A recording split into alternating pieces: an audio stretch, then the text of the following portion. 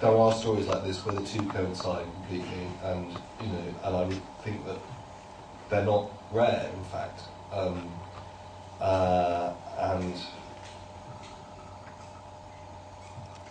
yeah, I mean, I think there is an interesting point about why there was initial reluctance to have me along, and I can see that I think there was a worry that maybe I might put off some of the women from testifying, and I've had that before. Sometimes with kind of if there's a humanitarian situation, I wanted to go up to Assam during the ethnic violence in the summer, and some NGOs wouldn't take me because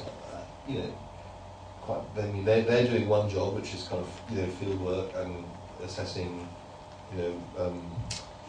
the needs at that point, and I'm doing another, which is news gathering, and there isn't always a perfect link between the two. But I think with goodwill and trust on both sides, then you can have operations like Davika and I did together, where it was fine. There was almost no tension. I think there was.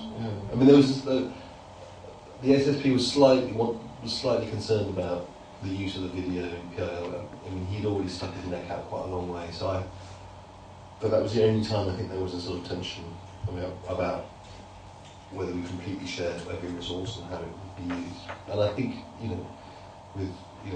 you've got two hopefully reasonably sensible people, most of these things can be worked out. And as a self-interested point, I would say that it can be done. It can be done.